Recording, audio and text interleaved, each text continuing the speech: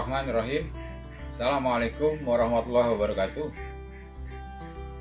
Bertemu lagi kita di Saung Sejarah.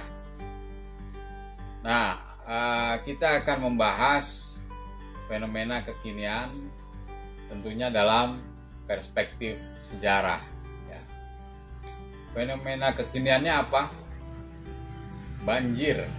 Nah, ini yang kita hadapi hari-hari belakangan ini ya, menyusul prediksi dari BMKG akan ada cuaca ekstrim. Oke, baik. Banjir itu ada beberapa penyebabnya. Yang pertama adalah banjir rob, ya, atau banjir yang disebabkan oleh pasangnya air laut akibat pengaruh dari gravitasi bulan. Kemudian lagi ada banjir bandang. Nah, banjir bandang ini penyebabnya adalah perusakan ekosistem di daerah hulu. Nah, biasanya penebangan liar atau penggundulan tanaman-tanaman keras yang ada di daerah hulu ini menyebabkan banjir bandang, juga longsor. Kemudian ada juga banjir yang disebabkan karena buruknya drainase, gitu. Pemeliharaan dari saluran-saluran air itu tidak terpelihara dengan baik. Kemudian yang paling banyak mengakibatkan banjir yang cukup besar adalah karena sungai atau kali yang meluap melebihi kapasitas daya tampung dari kali itu sendiri. Nah, lalu perspektif sejarahnya apa, gitu kan? Nah, saya akan menyoroti lebih banyak pada persoalan kali atau sungai. Baik, dalam mitologi Hindu itu ada yang namanya ritual Asmaweda. Asmaweda itu adalah ritual melepas kuda. Melepas kuda untuk menentukan daerah kekuasaan sebuah kerajaan. Contohnya begini. Ada seorang raja, umpamanya anaknya 3. Taruhlah yang pertama itu anak laki-laki, atau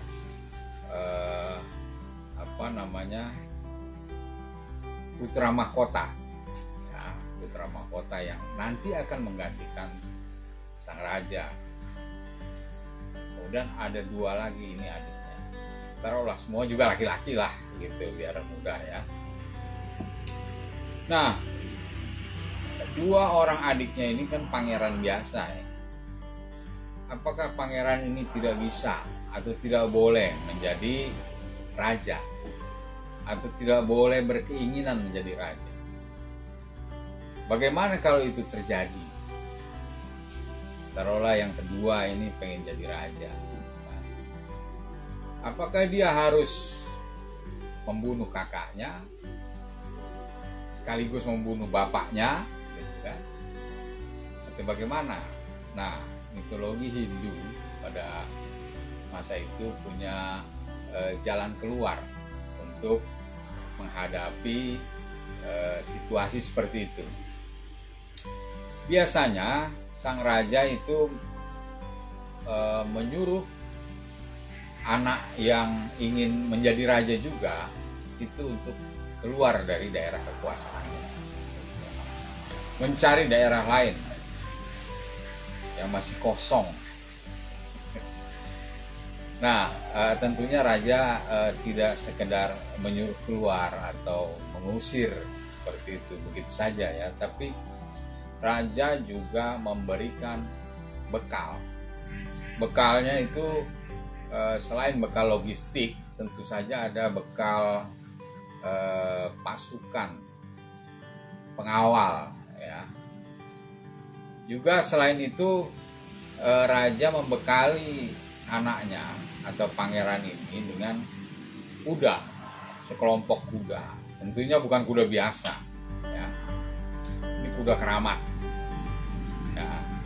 Nah, begitu iring-iringan pangeran ini keluar sampai di batas terluar dari kerajaan atau kekuasaan ayahnya, sang pangeran akan melepas kuda, kelompok kuda-kuda keramat itu,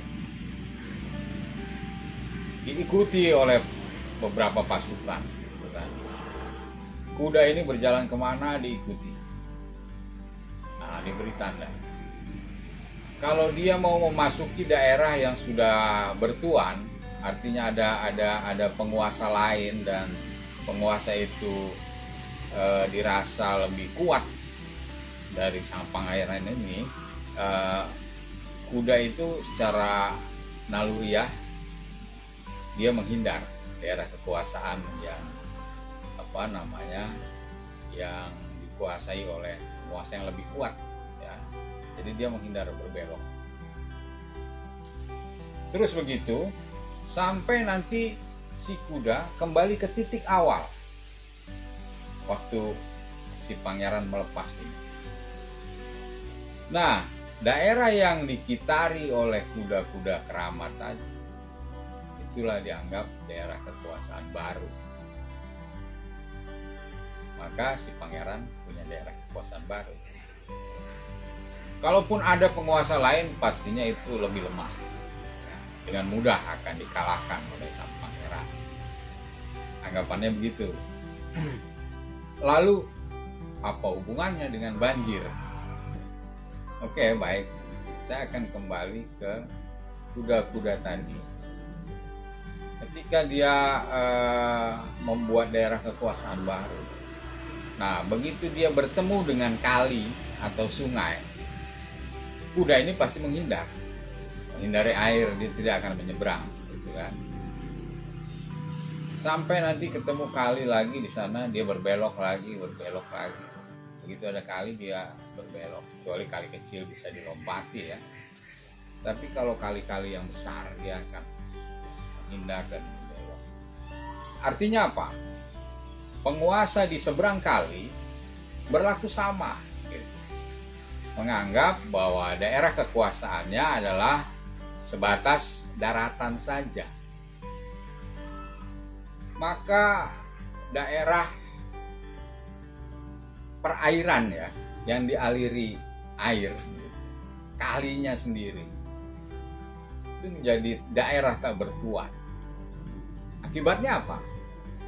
Akibatnya tidak ada yang merasa bertanggung jawab untuk mengurus kali, ya, karena merasa bukan daerah kekuasaannya. Maka kali hanya dijadikan tempat untuk menaruh atau membuang, ya, hal-hal yang tidak perlu, sudah tidak dibutuhkan lagi, sesajen, sisa apa, sampai sekarang kan sampah kita buang ke kali. Jadi itu memang masih warisan kebiasaan lama. Jadi memang dari dulu kita sudah abai mengurus kali. Dan seberapa lama itu? Bayangkan apa yang terjadi pada kali, ya? Gitu kan. Lalu tanggung jawab siapa mengurus kali? Tanggung jawab presiden. Semuanya presiden. Padahal sekarang sudah era otonomi daerah, ya. Harusnya kepala daerah ikut mengurus kali. Nah, jadi yang ingin saya katakan, kalau mau bebas banjir, urus kali dengan benar. Caranya bagaimana? Mau normalisasi, mau naturalisasi, kerjakan, lakukan,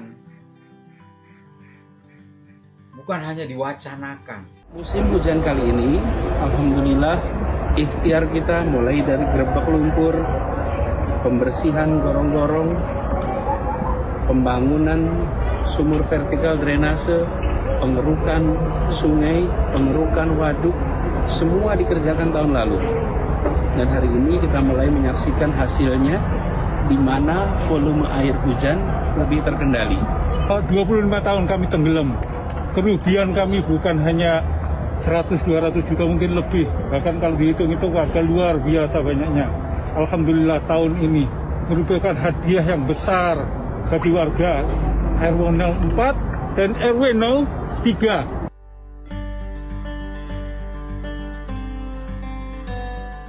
Dan saat ini saya perkirakan ini menurut petugas dari Tim SAR Ditsamapta Polda Metro Jaya ini menyebutkan sekitar 2-4 meter. Ini bergantung pada ketinggian tanah yang berada di kawasan ini. Dan kalau dilihat di belakang saya ini memang rumah warga ini sudah rata-rata sudah tenggelam, begitu hanya tersisa atap. Jadi kalau mau bebas banjir, urus kali dengan baik.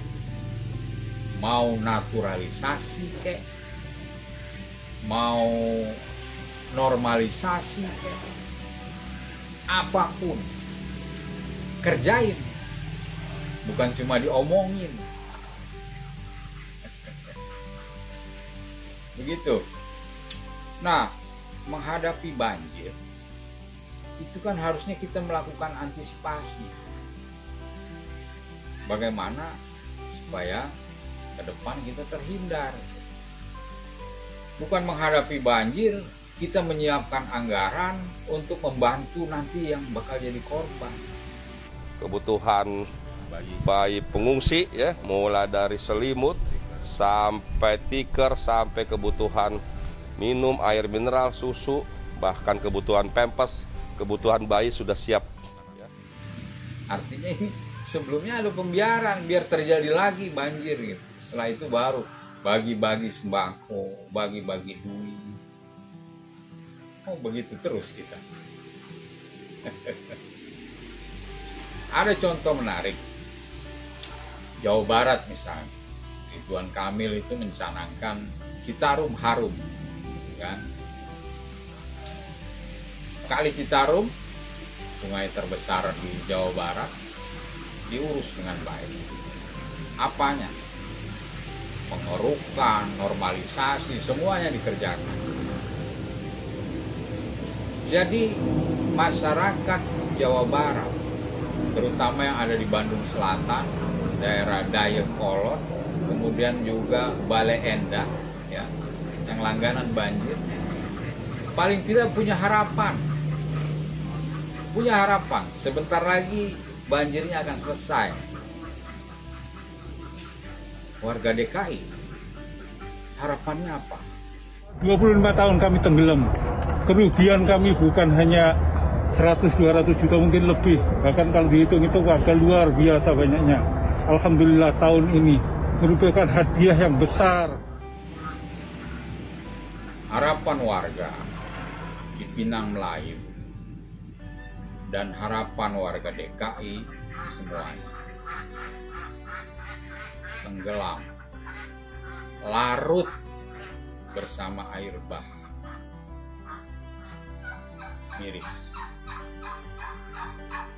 Negeri kita ini hanya ada 2 iklim, musim hujan dan musim kemarau.